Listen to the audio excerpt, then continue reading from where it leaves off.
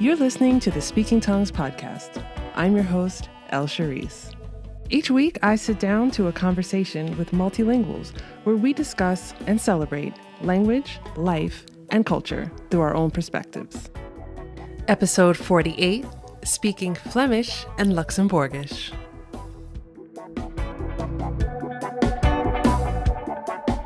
Hello, language lovers. Thank you for joining me for this episode of Speaking Tongues, the podcast in conversation with multilinguals. This week's episode is packed full of languages, 11 of them to be exact, so get ready. I couldn't even fit all of the languages into the title of this one. In this episode, I'm speaking with Petra, who is a hyperpolyglot and a translator from Belgium, about how she has come to learning all of the languages she speaks and translates. Petra tells us what the term hyperpolyglot means to her and for her career as a translator. We talk about the Flemish language and how similar and different Dutch is in Belgium and in the Netherlands. She even taught me a fun fact about the variety of Flemish dialects in Flanders that truly blew my mind. We discuss her goal of learning Germanic languages, and she tells us how she's been finding the experience of learning Afrikaans. And she tells us why she's completely loving Luxembourgish and what, in her opinion, makes the language so special. We even had a chance to talk about Petra's career as a translator, and I am so excited to talk to her about this. I've always been curious about how translators work and what a day in the life of a translator may look like. And if this has ever fascinated you, you won't want to miss hearing her take on this career that she loves. By now, I'm sure you're wondering which other languages we'll be discussing, but you'll have to stay tuned to hear her tell us all about them in her own words. Big thank you to Petra for sharing your language story with me and with all of us. As always, if you enjoyed this episode, don't forget to subscribe, rate, and review the Speaking Tongues podcasts on Apple Podcasts so that other language lovers like ourselves can find the show. Okay, let's chat. I am here with Petra. Petra, how are you today? I'm great, thank you. I'm so happy to have you. I'm so happy to have you on this show, and we have a lot to talk about. So I want to jump straight into it and ask you the same question that I ask at the beginning of every episode, and that is, what is your first language and how many languages do you speak? Okay, so my native language is Flemish, which is the Dutch spoken in Belgium. It's more or less the same language. There are some differences. Maybe we can talk about it in a minute. So that's my native language. I also speak French and English to, I think, quite a good level, you can say. German and Danish are also not as good as English and French, but also to quite a reasonable level. Spanish and Italian as well. I think somewhere around a B2, lower B2, I would say. And then I am conversational in Afrikaans and Luxembourgish. And I have recently started studying Yiddish, Icelandic, and Bulgarian. I think I have an A2 in Bulgarian. I finished an A2 course, so I'm supposed to have an A2. But I'm not really sure if I can confirm that, because Bulgarian is rather a difficult language. Really? Yeah, it's unlike all my other languages. It's like the odd one out in the list. If you look at all the other languages I speak, Bulgarian is like the odd one out, and it's completely different vocabulary-wise, grammar, and so on. So it's completely different from what I'm used to. So I should have an A2, but I'm not really convinced that's true. Oh my gosh. So those are my languages, my 11 babies. 11 languages is so impressive.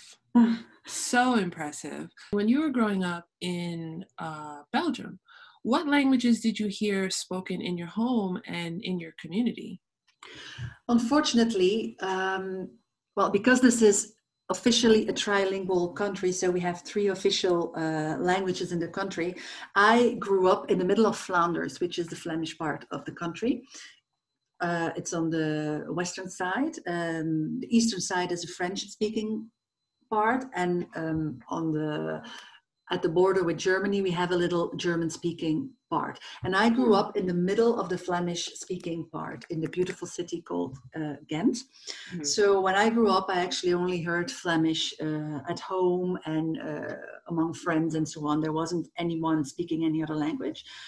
Then when I grew up and I became older, I studied in Brussels for a year. And then obviously I heard a lot of French, because although the city is officially bilingual, it's actually mainly French speaking. Right. Okay. But that's it. My maternal grandfather is German, actually, and I knew that, but he has lived in Belgium his whole life, and he spoke only Flemish. So I didn't make the link between my grandfather being German and speaking another language. I didn't make that link. So I grew up until I was, I think, about 6 or 7. I had only heard Flemish. That's it. So it's strange that I would become older and older and speak more and more languages. I think it's really funny growing up in a monolingual situation and then ending up speaking 11 languages. So yeah, I think that's really funny. What was it that made you want to speak 11 languages? Like, what was your, I guess, what was your motivation for becoming multilingual dynamo? I think that's a difficult question, because I never set out to be a polyglot or a hyperpolyglot or speaking so many languages. Maybe I should tell you how I started studying or learning my first language, because I really like the story. Yeah. So as I said, this is in a trilingual country, mainly Flemish and French. And in Flanders, it's compulsory to study French at the age of 10 in primary school. In the 5th year of primary school, you have to start speaking French. Okay. And I remember in the 4th year of primary school, everybody was talking about, oh, next year we're going to learn French, and I'm so excited. And so we were all very excited about starting to learn French. And this is in the mid-80s, when I was only 10. So this is the mid-80s, and it was a very small primary school, a very old school building with creaking walls and so on, very high windows. And I remember my first lesson. So the teacher, he closed the curtains, he turned off the light, he turned on this huge old projector, and there was a stack of reels of film, and he put on the first reel of film, and then this movie started playing on the wall, and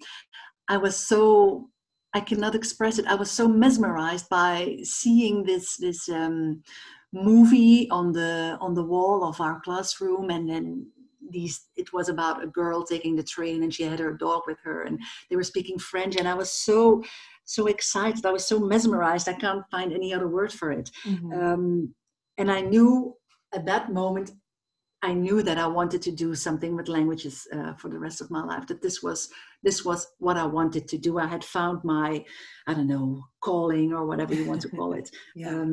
I knew it at that moment, and I haven't changed my mind ever since. I said, I was 10 years old, and I said, I want to be an interpreter. I want to study languages. I want to speak languages.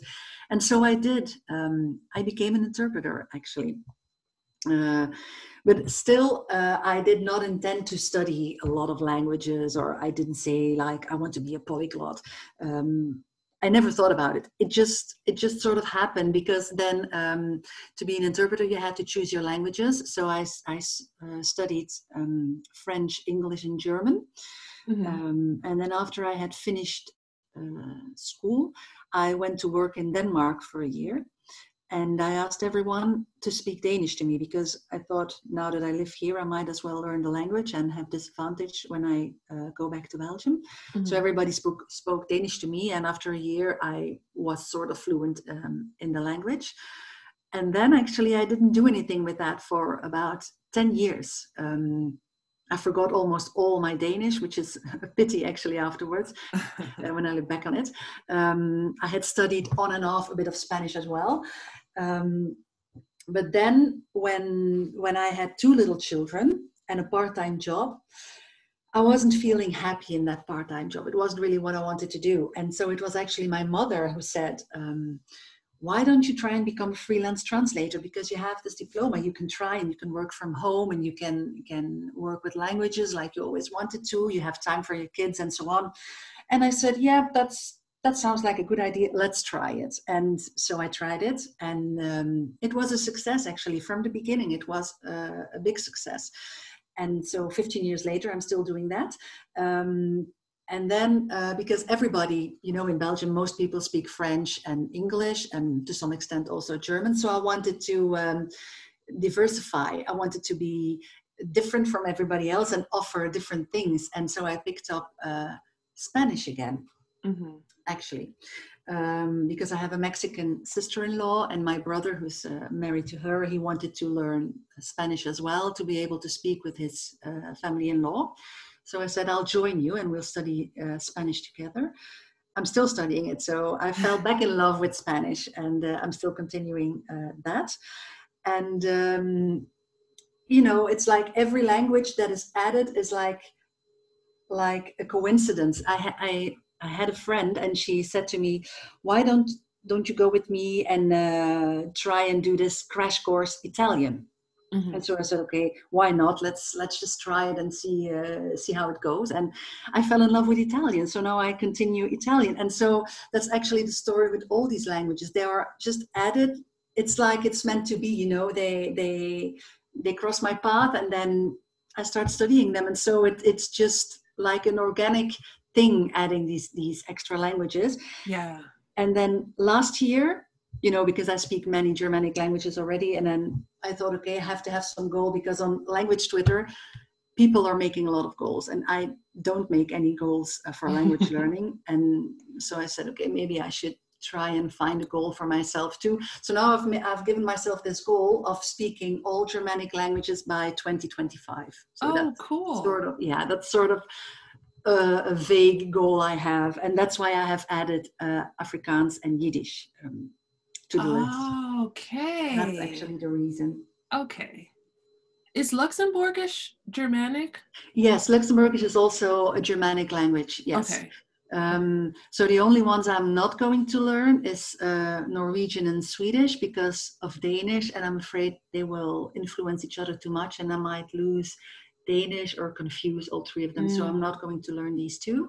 And then I'm not going to learn two small Germanic languages, which is Frisian and Limburgish. So I'm not going to learn these, but that's almost all Germanic languages. So that's my big goal. Okay, I like that goal. It's focused. I mean, it's a big deal, but it's focused, because you're staying in the same family. Yes.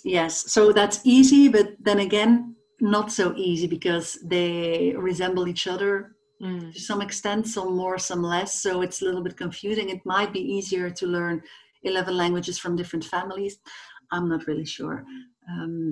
But I've decided to stay within the Germanic family, and I really like it. I really like Germanic languages. Yeah. As you were talking, I was thinking, you grew up in the Flanders region, and in Brussels is not in the Flanders region, right? No, Brussels is a separate region. Yeah. Okay.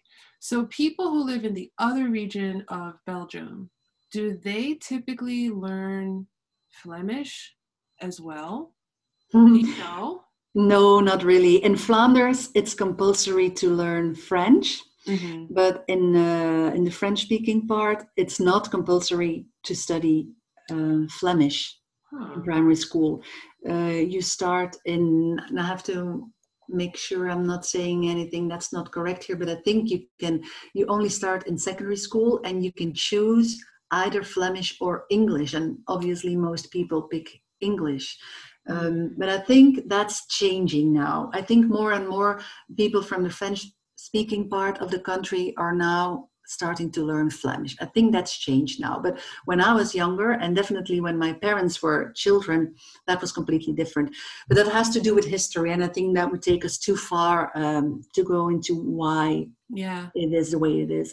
But that's actually the difference between the two. Here it's compulsory. I think that's a good thing, because speaking the other language, the other official language of your own country, is always an advantage to those people who don't speak the second language. Yeah. I think that's good.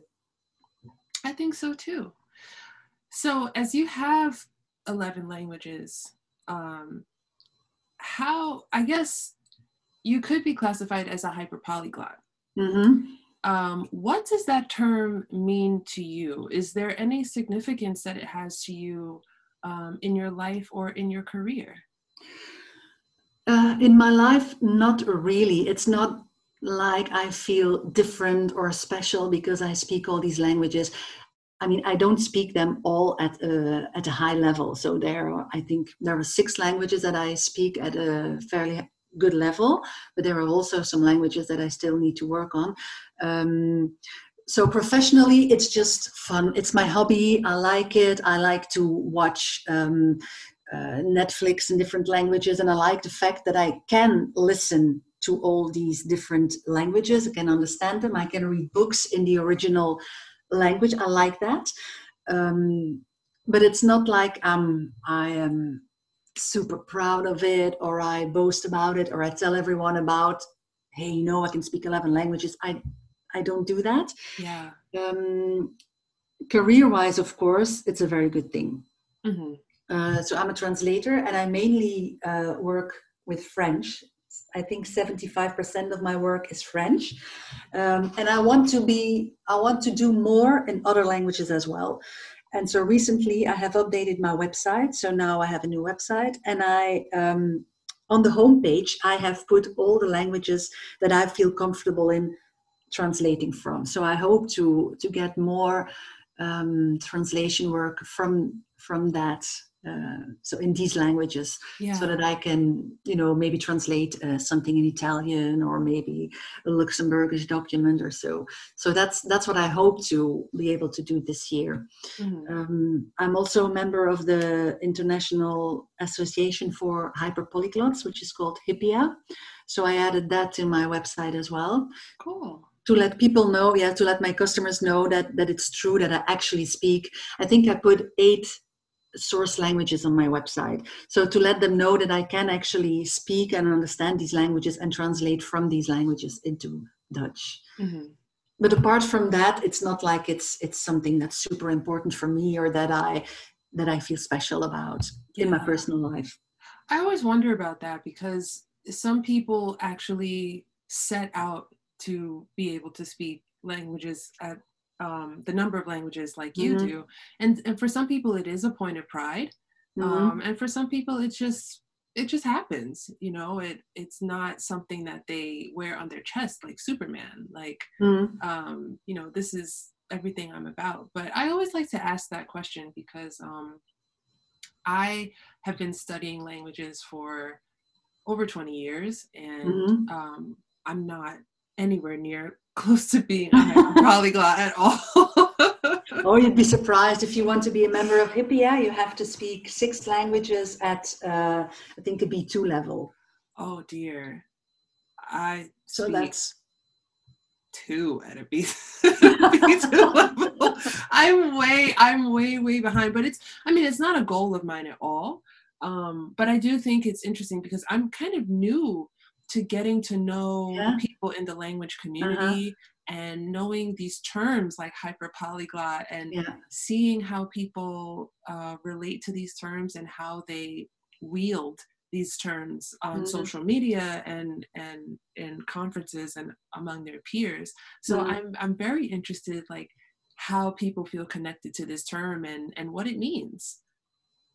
Yeah, I think it's a very personal thing, because I think it's because I am a translator. I'm working with languages on a daily basis. So I think for me it's less special in a way to be able to speak these languages, because I'm used to it. I have been doing this for, I don't know, more than 20 years. So for me, it's normal to be able to speak different languages. And maybe that's why I have a different feeling towards the term polyglot or hyperpolyglot than people who do, I don't know, who work in IT, for example, and study languages in their free time. I think maybe that could be a difference. I'm also interested with people who live in countries where there's more than one official language, because I think that people like in Belgium or in South Africa, let's say, Mhm. For example, like you have this early exposure and understanding of different ways to communicate that we don't have really in the United States, because No. it's like, here you're encouraged to speak English. You may speak Spanish or uh, Mandarin or, et cetera, et cetera. But usually it's like the people that have those languages as a part of their heritage. So I'm always very fascinated when I do talk to people from other countries and, how they relate to, I'm sorry, people from other countries where there's more than one official language, because they do have that, I think, unique way of looking at communication. Mhm. And I don't mean to say that they take it for granted, but it holds a different significance for them. So let's talk about Flemish. Yes. What do you Um, want to know about Flemish? Everything. I want to know. So Flemish is Dutch. Yeah. Okay, but it is Dutch spoken in the Flanders In, region of yes. Belgium. Okay, It's the Dutch spoken in Belgium. right. Maybe for those who are interested in Flemish, I have a YouTube channel where I talk about the differences between Dutch and Flemish, and I teach you Flemish as well. So there you can see the differences. If you speak some Dutch, you can see the differences between the two languages. Mm-hmm. The main difference, I think, is first and foremost the accent. You can Okay. really hear the difference between the two languages because it's not really the same language anymore. We are growing apart more and more and more. So the accent, first of all, and also we have different vocabulary. And in Flemish, we have really colorful expressions that they don't know in the Netherlands, and probably vice versa as well. Yes, so it's really possible to talk to each other and use words so that you don't understand each other. You can actually do that. If you use typical Flemish words in your sentence, there might be a misunderstanding or a complete not understanding of each other. So you could that. But in general, we can just communicate and we understand each other perfectly. Okay. Can you give me an example of like, what are some like colorful Flemish An expression. expressions? Yeah. Okay. So if you say that you are very lucky to be in a certain situation, you can say in Flemish, ik ben met mijn gat in de boter gevallen. So I fell into the butter with my bum. That's what it means. And that's something they will not understand in the Netherlands. Yeah. Or for example, that's a very good example from real life. I have translated a novel, I think 2 years ago, a French novel, and the author used a lot of expressions in French to in her book. So it was difficult to translate all of those into Flemish. And the title of the book, I don't know if you speak French, but the title of the book was Mimi dans les orties. And that's the expression is actually pousser Mimi dans les orties, and it means to pick a fight with someone. Okay. And I found a very nice expression that says exactly what the French expression said, which is er zit een haar in de boter. It means there is a hair in the butter. Again, butter. I know we have something with butter. I'm not sure, but that was a very nice expression. But it was rejected from the editor because he was going to publish the book both in the Netherlands and in Flanders, so it had to be neutral, which in reality means it has to be Dutch from the Netherlands. Right. That's supposedly neutral Dutch. So it was rejected, unfortunately, because in the Netherlands they would not understand it. Then they would think like, "Oh, what a dirty expression is this in the title? I'm not going to write it." So they had to change it, and they changed it to something that was not an expression. So I thought it was sad because they took away a little bit of the author's personality. Yeah. So yeah, that's an example from a real life example of how the differences can impact your work or just general things. That's a really funny story, and it made me I want to ask you a totally unrelated question. Like, what does the butter taste like in Flanders? That there's so much, there are these phrases about butter. Like, is this I have no something? idea. Is something I need to try? Have I been missing out on? I don't know. Maybe because we have a lot of fields and where cows graze, and so the butter has a special taste. I don't know, but it's just a coincidence that I pick out these two expressions with butter. And we have, of course, a lot of other things, and that's what I like. I made a video about that on my YouTube channel, and I really like it because I give you 5 typical Flemish expressions, which are really funny if you translate them into English. Mm-hmm. So yeah. I think that's one thing that the people from the Netherlands like about Flanders. Mm-hmm. They like about our language.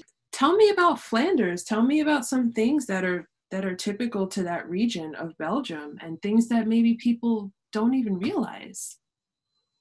I think what people generally say, like people from the Netherlands coming to Flanders, what they typically say about us is, for language-wise, is that we speak very soft, because Dutch from the Netherlands has a few hard sounds, like ge, for example. Mm-hmm.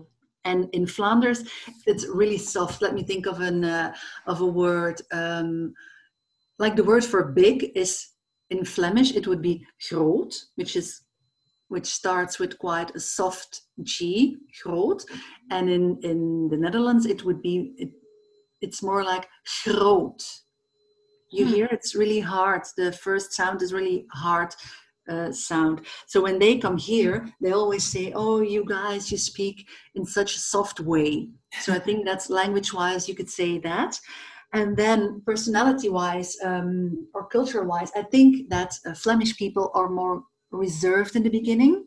We are not loud. If you compare us to people from the Netherlands, to Dutch people, they are very loud and outgoing, and they speak to everyone. If you go to a camping site in the south of France, for example, the first people you always hear making noise are people from Holland. Okay, this is really stereotypical, but you know, I think you get the point. So they are more outgoing, more open towards other people, whereas people from Flanders are more reserved, quieter also.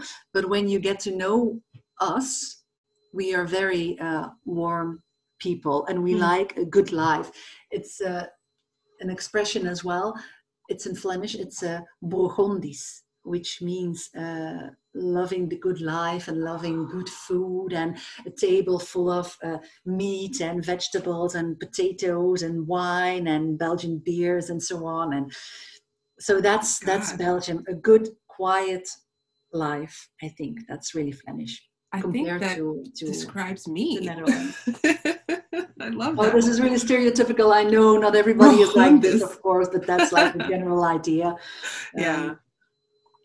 No, I think that's interesting. And I always like to, I like to ask about language too. I like to ask about language, but I also like to ask about culture too, because they go hand in hand. And, I don't want to just not discuss focus on the language.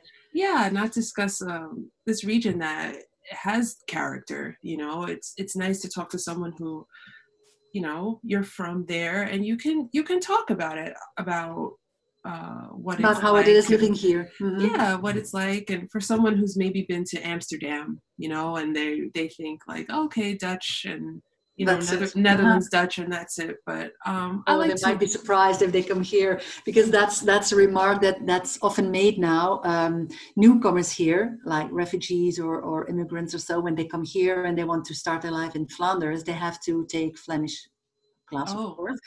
And well, I can tell you, I have a sister-in-law from Mexico, so she's taking Flemish classes as well. But she is learning the what is it called? The general Flemish. But then you go onto the street and you go to where you live and you talk to your neighbors, and they speak a completely different language, because they speak, the Flemish from the street, which is not really the official version of Flemish. So that's a difficulty that many people encounter, and that she also says, like when we have a family get together and she's with us, then in the beginning, we speak this very formal Flemish to her and to each other so she can follow. But then, when we are having fun, and when after a few hours, and then some wine and so on. You start having more colloquial conversations, and then she cannot follow because it's completely different. The way we speak among each other is completely different from the language we speak officially, like in the news on television, for example, or radio programs or so on. It's completely different. And that's actually a difficulty. You think here, it is? And I don't, like, oh, I'm sorry. I thought you meant a difficulty for her. But you mean it's a difficulty in general. I mean, for people coming here and they think, okay, we speak Dutch, so we'll be able to go to the Netherlands. Yes, you can. And go to Flanders. Well, that's really difficult. It's even to that extent that people from the western side of Flanders, when they speak their dialect, in the eastern side of Flanders, and we are a very small country. I mean, 2 hours drive and you're from one side of the country to the other side. So we're a very small country. You cannot understand each other. So that's really, I find that peculiar. I find it special, actually, that we have all these versions of the same language. I find it very intriguing also how that's possible. But that's a problem for people migrating here, that they learn the general Flemish in school that they're supposed to learn if they want to live here, and then they want to actually use what they have learned, and they find that they cannot communicate or they cannot understand people just having a conversation together. So that's difficult.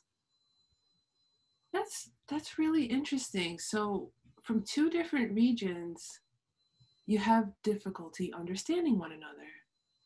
Yes, from province to province, even from city to city, it might be very difficult. Yes. Yeah, that's really strange now that I think about it. For me, it's normal. You know, you go to these different cities and you do a little city trip within Flanders and you hear different accents or dialects or different words. And, you know, each year we have a Christmas party together with my family, obviously not last Christmas, but before that. And I always make a quiz. And one of the items in the quiz is words in different dialects. And then I make my family guess what these different words mean. And sometimes it's completely not understandable. It has nothing to do with the official word or so. So sometimes it's really, really difficult. Wow. So that's fun. That's fun. That's so, I'm really like, I'm speechless, obviously. But it's like, I have so many questions, but I'm like, do I ask you, or is this going to is this going to go on a tangent? So you can't understand. So how, okay. Is it like completely different across the board, or is it just certain phrases that are difficult to understand? No, it's completely different. But I mean the dialect. I don't mean the official. So we have an official Flemish language, if you like. Yes. But the language that people speak at home is completely different from one side of the country to the other side of the country. That's towards the east. In the east of the country, it's more like, I hope I'm not going to offend anyone, but it sounds more like German because it's close to the German border. So they have more like a German accent. And now that's really funny, towards the west of the country, the dialect they speak there, it sounds more or less just a little bit like Scandinavian language. Interesting. Because when I lived in Denmark, I realized that. I noticed that, if you would speak that dialect, and I'm not saying you could understand each other, but you could see the parallels. Whereas in the eastern part of Flanders, it's more like a German. Mm-hmm. So I find it fascinating, actually. And I lived in the western part of the country for a long time with my husband. Two of my children were born there as well. And although I'm from Ghent, which is in the middle of Flanders. And if I would speak the dialect from the western part of Flanders in my home city, everybody would think that I am originally from there. But if I'm there and I speak that dialect, everybody hears immediately that I'm not from there. And I was always a little bit the odd one out when I lived there because I didn't speak their dialects. So that was a strange feeling for me, actually, living there and feeling like, okay, I don't fit in here 100%. I will always be the one from the big city, I see. So, I'm looking at a map as you're talking, so yeah. I can kind of, A map of Flanders, you mean? A map of Belgium. I'm on Google Maps. I just I just looked it up. But I think it's really cool that the dialects are very strong, because Yes, they are. in some countries, and I would even say even here in the US, there are regional differences, but they're not strong enough for the most part that we don't like if I went to Arizona or LA, from where I am in New York City, everyone would understand me. There may be like one word that they say, like a slang that's different, a couple of slang words or phrases that are different, but it wouldn't be something where I'd feel like I didn't fit in, or I'd feel like out of place. And I think it's really interesting that in Belgium, in Flanders region, that these dialects are so strong, because it holds an identity. Yes, it does. It's really great to hear that it's not just like, the standard spoken Flemish that just sort of blankets over the history and the identity of people from these towns. I think that's fantastic. Yes, it is. If you think about it, it really is. You can, if you're into linguistics, then this is a paradise, because there are so many different dialects and regional variations, and you can really try and look up links between words and find out, okay, why are they in this area of the province, for example? Why do they use this word? And 20 kilometers more to the south, they use another word. How is that possible? How is it related or not? So that's really, really fascinating. I would need a second life, I think, to do everything that I want to do. Oh, you and me both. So I want to stop myself before I run away with the Flemish dialect questions, but I want to jump over to Afrikaans, because I know that Afrikaans is related to Dutch. It is. And you're a native Flemish speaker. How has it been learning Afrikaans, and what are some of the, I guess, big differences and similarities that difficulties and similarities? Yeah, between the two. Well, I thought it was going to be easy peasy, to be honest. I thought, okay, let's just do it, and let's add this language within a year, and let's add it to my list. But I was mistaken, really. It's not as easy. It is easy, of course. It is easy, because I think 75% of the vocabulary is the same. I have a teacher, actually, an Italki teacher, and I take 2 or 3, mostly 2 conversation lessons a month. So we speak to each other. And I actually had a lesson this week. And she said to me, you can hear that you are from Flanders, but sometimes I use Flemish words, thinking that they are Afrikaans words. And she says, we can just understand each other, but I know it's not an Afrikaans word, but I understand what you mean. So we can speak to each other. We can read each other's literature as well. So that's easy.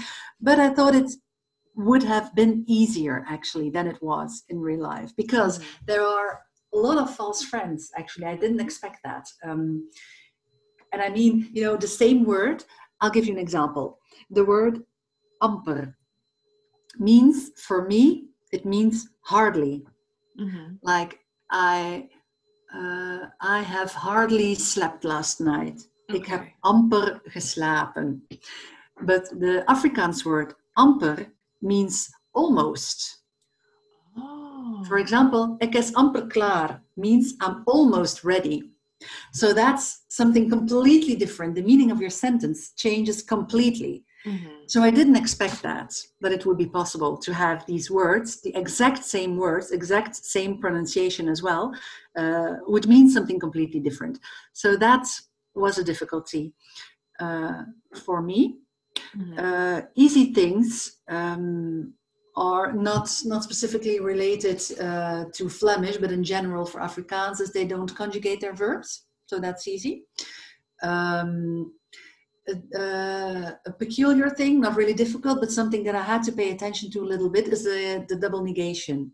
So you say your sentence, you make a negative sentence, and you add the double negation at the end of your sentence, completely at the end. So you should not forget to add the last ni at the end as well. Okay. But it's fun. It's been fun learning this because it's like I'm going back in time 300 or 400 years, and I can hear more or less how people spoke here in the Middle Ages. So that's what I really like about it, about Afrikaans. Yeah, that's it. But it's really funny. I thought it was easy, but it wasn't really. But it's not really difficult either. Mm-hmm. It's really strange. It's really strange. But I think it's interesting. It's one of the most interesting and fun languages in my list, actually. With Luxembourgish, that's my absolute favorite language. Luxembourgish is your favorite. Is Which that one what you said? Did you say Luxembourgish is your favorite? Yes. Wow. I also like Yiddish, but I really like Luxembourgish. I don't know why. It's I really like it. I love it, actually. When did you start learning Luxembourgish? In May, I think. It was in May, or maybe in April. It was when the lockdown started in Belgium. So It was in March, so I guess in April. I was thinking about learning Luxembourgish. I don't know why I ended up being interested in Luxembourgish. I can't remember when it exactly happened, but I had been interested in it for quite a while. And I found, of course, because the story of Luxembourgish is quite peculiar. If you want, I can tell you. Yes, please. So it's actually a German dialect, but it's mainly a vehicular language. So there are no written sources or anything. There is hardly any literature in it. There are no textbooks, no resources at all, as far as Luxembourgish is concerned. But newcomers who want to live in Luxembourgish have to take the Sprachentest. So they have to take the test and prove that they are fluent in Luxembourgish, because they want to preserve the language. Even though it's only a vehicular language, they want to preserve it so that it doesn't get lost, because Luxembourgish is a country of immigrants. There are many people moving from other countries to Luxembourgish, and they want to make sure the language is preserved. And the Archduke's son, I think it's an Archduke, yeah, his son, who's going to be the Archduke later, is actually married to a Belgian girl, and she had to learn Luxembourgish in order to be able to marry him and live in the country and become the Archduchess later on. So yeah, so that's a nice story about it. So when I decided to start learning Luxembourgish, it was actually someone I follow on Twitter who is also dabbling in a lot of languages, and he was dabbling in Luxembourgish at that point. And then I said, okay, now it's lockdown, now situation is completely different. This is the sign for me. He posted a picture on Twitter of him dabbling in Luxembourgish, and I saw these verbs and so on, and I said, okay, this is my sign. Now I have no more excuses. I have to learn Luxembourgish. And there is only one course online. Well, at that point, there was only one course. So I took that course, and I immediately fell in love with the language. I can't tell you why. It's just a feeling I have. And maybe it has to do with my Italki teacher. At that point, there was only one Italki teacher, and she is such a lovely person and such a good teacher. She has already taught me so many things, and that's probably also why I like the language, because she has such a nice personality. And taking these conversation classes with her, it's always fun. I learn so much, we speak so much, and we have so much fun. So that's probably also why I like this language, because I associate it with fun. And it's just, if you speak it, it's so special. And people always ask, what is this language you're speaking? Is it German? No. Is it French? No. So what is it? And almost nobody knows about this language. So I'm kind of proud of the fact that I can not speak it yet, but conversational. I'm conversational in it. So yeah, I like that language a lot. I really didn't know that Luxembourgish, this is my own ignorance, I accept it. I didn't know it was a language until I started following you on Twitter. And I Yeah, saw you tweeting about it, and I yeah. thought, like, what is going on What is here? this? So for people who may be like me in my situation, what are some of the hallmarks of Luxembourgish that distinguish it from the languages spoken in the countries surrounding Luxembourg? It has, first of all, it has a lot of influences from France, from French and German, because I think French and German are the languages that are officially spoken, like at work and in correspondence when you write emails to your colleagues and so on. It's in French or German, and so there are a lot of words from these two languages that are now absorbed into Luxembourgish, but with a distinct pronunciation. It is it's like German, but very flat. Maybe I should give you an example so you can hear the difference between the two. Let me think. For example, I cannot remember would be in German, ich kann es mich nicht erinnern. So you have these nice vowels, and in Luxembourgish it becomes ich kann es me niet herinneren. So you hear the difference between how it's like very flat in Luxembourgish and more like open in German. And what also struck me when I first began learning Luxembourgish is that they use the sh a lot. Sh sound. Like ich becomes ish. Mich becomes mush. Nicht becomes nit. No, so okay, so that doesn't work. But the ch, the ch sound in German often becomes a sh. And that makes the sound of Luxembourgish really particular, really special and strange, because they have a lot of these sh sounds in it. But I like it. They have nice words and yeah. So whenever I have a conversation class with my teacher, in the end we always have like 10 minutes. She calls it vocabulary builder, and then she gives me these special Luxembourgish, typical Luxembourgish words. And that's fun. That's just nice to know, and it's special. And I'm really happy that I can keep this language alive. Maybe if it's only just me and not my children, just with me, but you know that there is an interest in it still. Mm-hmm. So I like that. That's really cool. Is there a word in Luxembourgish that you've completely fallen in love with? Yeah, you love the sound there of. Is. Oh, there are many words. Like the word for cookie is kichelchen. That's so really cute. It's really cute. It's so cute. And a baby is even more cute. A baby is poepelchen. Oh. A poepelchen. I really like that. I don't have any babies, but if I did, I would be calling it by poepelchen forever. I really like those. And kichelchen. That's really a nice word. A really nice word. So they have these particular words, and they are not related to French and German as far as I know. So they are typical Luxembourgish words. And you know, if we go back to Flanders with the different dialects and different languages almost, even in Luxembourgish, as small as the country is, if you go from north to south, there are also words that you don't use in the south, but use in the north of the country, or vice versa. Even in such a very small country, because the course I took online was given by someone from the north of the country. And she, for example, she says 80 is 80 for her, but in the south of the country it's just 80.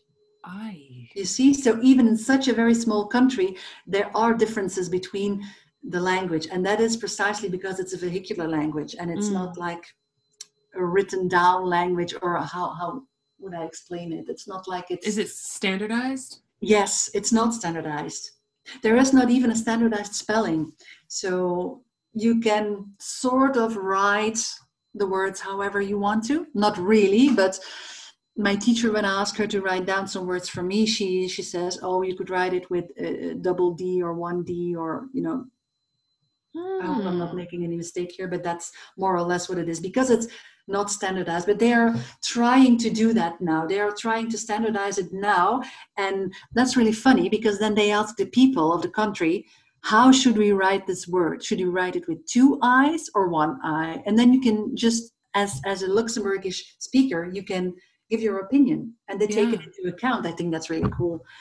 because they want to standardize the language and they want to offer more courses. And more, they make more books in it and so on because they want to preserve the language. Right. I think what really stands out to me in this conversation that we're having is that, and this is my opinion, modern borders when it comes to language really don't mean a whole lot. No. And no. I find it fascinating because as I'm looking at this map, I told you I Googled it while you were talking, I see where these, political borders are, but they have nothing to do with how people are talking and how people are communicating. And it's really important to be aware of that. I think also when you speak and when you are learning another language that, Luxembourg is short. It's affected by the 2 countries that border it. And it makes sense. I'm sorry, the 3 countries that border it. So 3 actually. Yeah, you said it earlier, like you need another lifetime. Maybe in another lifetime. Oh, if that would be possible.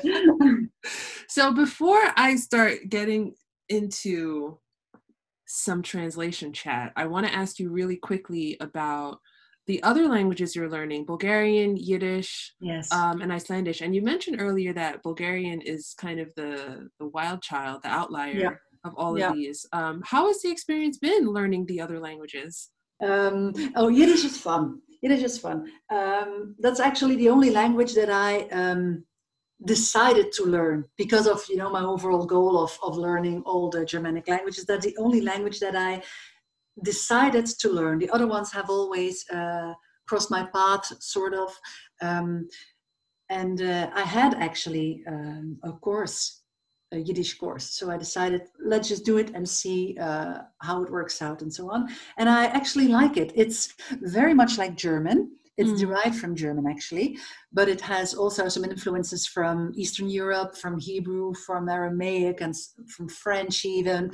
But it's nice. It's the same experience as I had with Afrikaans, but then not Afrikaans Flemish, but Yiddish German. And Luxembourgish as well. I can see some links with Luxembourgish as well, which is logical because, Luxembourgish is also derived from German. So it's normal that there would be some similarities between the two. So that's what I like now that I am studying all these Germanic languages. I like to see the links between the languages like Yiddish and Luxembourgish and German, but also Icelandic and then to some extent Norwegian and Swedish, because it always struck me that Danish does not really resemble Swedish a lot. And I had always wondered why, because they are all Scandinavian languages and I thought they were all very much intertwined and related together. But Danish is like a little bit different from the other two. And you can see with Icelandic that there are a lot of similarities between Icelandic, Norwegian, Swedish. So I find that interesting. Now that I have this overview over all these Germanic languages, I find it very interesting. Yeah. But then Bulgarian, maybe I should tell you why I started learning Bulgarian, because it's also a funny story. Yeah. I have a colleague friend who knew that I was into learning languages, and I learned and spoke, let's see what I did, French, English, German, Danish, Spanish, and Italian. I spoke these at the time when I started studying Bulgarian, which is 5 years ago already. So it's a shame I only have an A2 after 5 years because I didn't put enough effort in it. I know it's my fault. So she gave me this book because she said, I think you'll be interested in reading this book. And it was, what was it called? The Language Hacker by, I don't remember the name, the name of the author, but it's The Language Hacker. And it's actually written by an opera singer who had to sing all these operas in German, Italian, Russian, and he wanted to know what he was singing about. So he developed his own method of quickly learning a language, to hack a language, actually. And he describes his method of learning a new language in this book. So she gave that to me, I read it, and I was really fascinated. And I said, okay, I want to see if this method really works, if what he says is true. And so I wanted to do that. That was actually the moment I was thinking about taking this crash course in Spanish because of my sister-in-law moving here. And I went to the website of the language school in my city to see what they offered as far as languages are concerned. And one of them was Bulgarian. And I remember saying, oh, Bulgarian, who is ever going to learn Bulgarian? I mean, Russian, okay, but not Bulgarian. Mm-hmm. And that was it. And it was out of my mind, and I found my Spanish course, etc. So when I read this book, I thought, oh, why should I not try and study Bulgarian? Because I wanted to try this method with a language that I had never studied before and that didn't have any ties with any other language that I already knew. So I didn't want to try it with Italian because of Spanish and French. So then I wouldn't be able to assess whether or not his method worked. And so I said, let's try Bulgarian. And so that's why I started to study Bulgarian. But I was lucky afterwards because Bulgarian is supposedly the easiest Slavic language. So I picked a good one there. It doesn't have any cases. So that's good. But it's really a shame that I've only reached an A2 after 5 years. I'm not so proud of myself. I think you have a lot going on, so we can forgive you for that. Oh, thank you. I think people will understand. I really think that translation is so interesting and so fascinating. And you've mentioned at the beginning that you are a translator, and I want to know everything about translating. Okay. Oh, so don't get me started because I love my job and I can talk for hours. You're going to have to cut this in this podcast because it might be too long. So you told me how you got started. Yes. So let me ask you, well, first, I think the first thing is, what languages do you work with the most? The most? That would have to be French. Okay.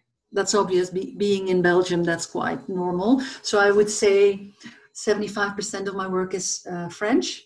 The rest is English. And then I have a tiny bit of Danish as well. I have one Danish customer, and it's like Danish fashion and online web shops and so on that I have to translate. But it's just very little. Almost no German. And I translated last year, I translated a Spanish book. And I really like that. And the author is writing a second book, and she told me that I'll be able to translate it as well. So I hope that maybe for this year, because I really liked it. And I would like to do more of that. That's why I have also changed my website now. And so if you go to my homepage, it's just my name in one word and then .be. And so if you go to the homepage, you can see all my source languages. So I hope that when customers come to my website and they see all these languages, but maybe I will be able to translate more from these, like Afrikaans or Luxembourgish or Spanish, Italian, to have some more translation work in these languages. So is there a specific, like, okay, so you said French, English. So let's just take French just to narrow this down. Yeah. French into what language? Does it just depends on what the client wants, or do you have a specific channel? No, there's an unwritten rule within the translation community that you translate towards your native language. And I really agree with that, and I strongly advise everybody to not translate into any other language but your native language, because first of all, translation, definitely if you're in my business, I translate a lot of creative things and books and literature. There are a lot of feelings and emotions and so on in these kind of texts. So it's difficult enough to understand what they mean in French and then translate that into your own language. So doing it the other way around, if French is not your native language, I mean, as good as I may speak French and English, I would never, ever translate into English because I just don't have these, what would you call it? I'm not a native speaker, so I cannot pick the words that describe exactly what the Flemish author in that case wrote down. Right. So that's why it's an unwritten rule to only translate into your native language, because there you know exactly how to write the things in your native language that the author in the French source text or the English source text writes. So always into Flemish for me. I didn't know that. That makes all the sense in the world. Yes, it does. It does. Oh my gosh. So I would love to know what the translation process looks like from start to finish. Okay. So first you have to start looking for customers, obviously. There are different channels, there are websites where you can find work, but they are usually very low priced, and I would not advise you to use that as your main source of income, as your main source of finding projects. You should write to translation agencies, write to direct clients, like companies and so on that would need their documents translated. Like a German company wanting to do business in Flanders would have their website translated into Flemish and so on. So you should try and target those people. I am more into a literary circuit, so I have a lot of publishing, editing companies that are my customers. And they generally, once a year we have a book fair. It's in November, it's the first week of November, and all main publishing houses are there selling their books and meeting new people and so on. And I am always invited, before the official opening, I'm always invited to go and have a look. And I meet my editing companies there, publishing companies there. And then we talk, and then I usually have 1, 2, or 3 book translations to take home with me. And to do so, or they just call me because they know I'm into book translating or final editing of books and so on. I'm having a lot of these lately, so they know me. Most publishing houses know me, so they just email me with work.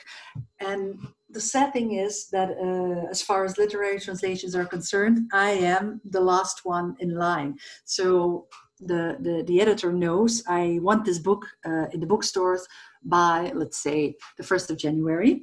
And then he counts back and then he says, okay, I need 4 weeks for editing and printing, and I need 1 week for this, and I need 2 weeks for that, for all the different steps in the process.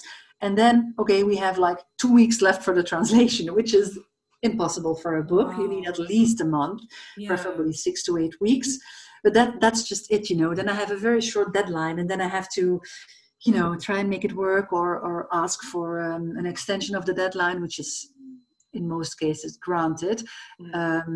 Because if I can make a little bit of publicity for myself, my strong point is that I have my work reread by someone else to make sure there are no typing errors in it, and that all sentences work and make sense, and that there is no strange, sentence that doesn't really make sense in Flemish. So he picks all these things out for me, and he marks them, and then I change them. So I've heard the comment before from publishing agents that my work is really good, and they just have to do some minor final editing, not a lot, so they can save some time there. So I usually get more than 4 weeks for translating a book. And then it's just, for such a big project, what I usually do is I count the number of days I have to translate, and I count the number of pages I have to translate, and then I divide one by the other, and then I know how many pages I have to do per day. And Smart. Then that's it. So I write it down in my agenda every day, every working day. I write down so many pages and so on. And then I know if I follow that, I'll be ready in time. And so that's basically how it goes. And for smaller projects, it's on a daily basis, or maybe 2 or 3 days. So you just have to organize and make sure that you don't overplan, so that you don't take on too many projects and you don't have time to translate everything anymore. So, after 15 years, I'm really used to it. I can see by looking at a text, I know, okay, I'm going to need so many days or so many hours. I can do it or I can't do it. What I also find very important, if anyone is listening who wants to become a translator, I think it's a good thing to specialize in different areas, because it's not possible to be able to be a good technical translator, legal translator, medical translator, creative translator, etc., etc. So you should pick a few fields of specialization, things that you like to translate and that you're good at. It was a scary moment 5 years ago when I decided to do that, and when I decided to pick 2 or 3 things that I wanted to do and not do anything else anymore. And I thought I was going to lose a lot of customers, but the irony is that after that, when I made the decision, I have had so much more work than I had before because I Wow. specialized and I really put myself out there as a creative literary translator. And so that was a good thing. So that's a good tip for anyone who wants to become a translator. Pick a few fields that you feel comfortable in, that you think you can do really well in, and specialize in that. I It's think always that's a strong point. great advice. And I'm one of the people who's like, I wish I had become a translator because with my B2 skills in Italian, I'm not Yeah, getting so you very could far. try. You could try. I mean, but I, just try it. yeah, like I told this story in another episode, but I think what is really interesting is that for me, when I showed interest in wanting to learn other languages, there really wasn't a lot of examples of how to use, um, How to use your language yeah, after you have like, studied it. yeah, how to use the language. And I remember people would say, well, if you really like speaking, Spanish so much, or you want to speak whatever so much, you could become an interpreter for the Mm-hmm. UN. And I remember always hearing interpreter for the UN like it was like this pinnacle of what you can do with Yeah. language education. Mm-hmm. And it's really interesting as I get older, not only, but as I do this show and I meet more people, how many people have been able to live robust lives independently of the United Yes. Nations. And I think Uh-huh. it's like I wish that I had Known it before. yeah, I wish I knew. Yeah. I wish I'd known, Yeah. because then I would have loved to use languages Yeah. as my career. And But it's never too late. It's never too late to try and see if you can do something with it. I mean, if you yeah. that's how I started as well. My mother said to me, you should try and become a freelance translator. So I combined it actually with my part-time job in the beginning, to see if it could work or not. So why don't you could just see if you have another job and if you have another income and you don't take any risk, you can see if it's something that you like to do, because maybe you have this romantic idea of being a translator, and maybe if you start doing it, you see that it's not your thing. That's Yeah. also possible. So you could just try and see if it could be something for you, if it or not, and if you could find work in it or not. Yeah. It's never too late to chase after your dream, to use this pathetic expression, but it is I really believe in that. I strongly believe in that, and I say that to everybody because a lot of people ask me advice, because I have been doing this for 15 years now. People who are just starting out, they ask me for advice, and I say, just do it, and if that's what you want to do, then you should try and see if you can make something out of it. And because in 10 or 20 years time, what a shame would it be to say, had I only done Mm. that, and looking back on your life and maybe regretting some things. So please tell us, you mentioned it before, but I like to just give everyone this opportunity. Please tell us where we can find you online if anyone's looking for a A translator, translator. maybe my Yeah, Flemish channel. yeah, You and can and find about me. your video too. Yeah. You can find me on my website, which is just my name. Uh, .be. That's my official website. So my work, you can find all my translation work there. You can contact me also through my website, or you can find me on Twitter, and I'm just Petra VC. So that's PETRA VC. That's me. I have the same picture on my Twitter as I have on my website, so you can see that. I don't know if there's more people with my first name, so you can find me there. And my YouTube channel, my Flemish, it's a very small channel, so I'm still humble about it. It's also just my name. So it's also just Petra van Kanigen.